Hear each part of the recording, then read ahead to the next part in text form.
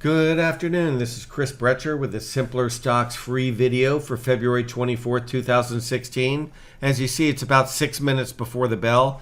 Basically, today was a halt in the rally. And what caused the halt in the rally? Go to the futures here and you'll get an idea.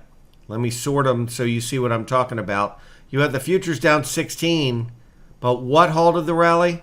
The banks. On the opening, JP Morgan came out 1 minute before the opening and said that if oil stays down, they'll have to increase their reserve requirements for bad loans. So look what happened right on the opening today, and JP Morgan went straight down. In fact, this doesn't even show it. This is just the last hour right there.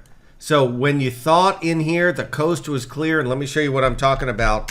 On the left, it looked like on a 15-minute chart that JP Morgan was going to have another leg up. See this on the left? But that's why you don't anticipate a flag break to the upside. Wait for it to break. So it opened down today and just kept going down the whole day. Now, what's interesting about this is unlink this, which I have, and notice the ES is on the left. And notice that actually inexplicably on the opening, they were unchanged. So JP Morgan kept going down, and that's when I talk about things going beyond the point of no return, is basically the banks went down so far they finally dragged the ES. Now that's one of the things. Other thing I mentioned in here was crude oil. And that I was worried about crude oil for the same reason I was worried about the ESs. Look at this on here, and it's just driving me nuts when we get near this, where you have this incredibly oversold condition in both of these, and everybody wants to short like it's Armageddon. And then when you're overbought right at the 49 and it's overbought, everybody wants to buy. Now, like I had said, and luckily it worked, is one is you have this now overbought in a downtrend. Is this the pause that refreshes and now we're going to have a blip up like this? Or are we now going to just keep going down like we did last time we were overbought? Can't tell. But I try to put it next to crude oil. And when you see crude oil do the exact right at the moving average, incredibly overbought, I don't know why you would want to buy crude oil when it's overbought in a downtrend. So now the whole key is how far down do they go? So if you put in a 195 chart of both, and you look at this on here and you realize that oil is here, right where it was about 219. See right here? So that's like the index is going right here, which is right in this area about, let's say, 1905. You can actually zoom in a little more if you want more of an exact. Now remember, this isn't a perfect science because we're assuming that that crude oil and the market and the ESs are going to always correlate. I'm just saying that right now you have crude oil here, right at that level. And if you hover over it, you'll see that's February 19th at 7:30 a.m. Where was the ES? Is at February 19th at 7:30 a.m. Right there, 1900 exactly. So the whole idea is right now the ES is outperform the crude oil. But if I'm right and it goes right to where the other is, this could go right to 1900. So that's what I'm watching for the next couple of days. Couple of other things. We had mentioned on the live chat before the opening, and I had posted at 5 in the morning, that the Dow Jones transports had gotten a little overcooked to the upside. What do I mean by that? They've gone up 1,000 points in basically a month, right to resistance and now overbought. The whole key with the transports is when they had hit support down here, I said we needed to look for some of the Dow Jones transport stocks to lean long. Now that it's up against resistance, we need to look at some Dow Jones transport stocks that could lead to the downside. And a lot of the rails got downgraded this morning.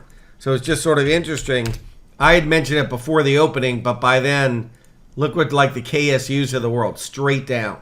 I mean, 4 points down. Basically, we didn't have a chance. But at least, I'm telling you, we still might have a chance in them.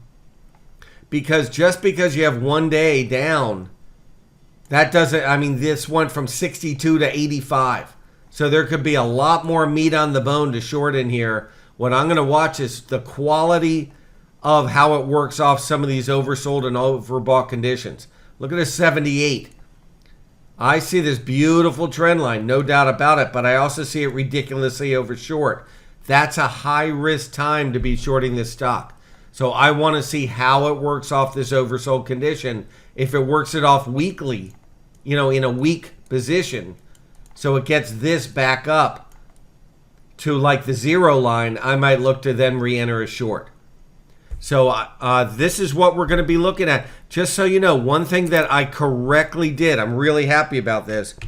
Check out the NASDAQ on the left and check out the ESs on the right. I can't tell you how many people saw this squeeze on the ESs yesterday and said, oh, I guess we're going up, even though we're overbought in a downtrend. And I said, notice this. I put this on the premium video.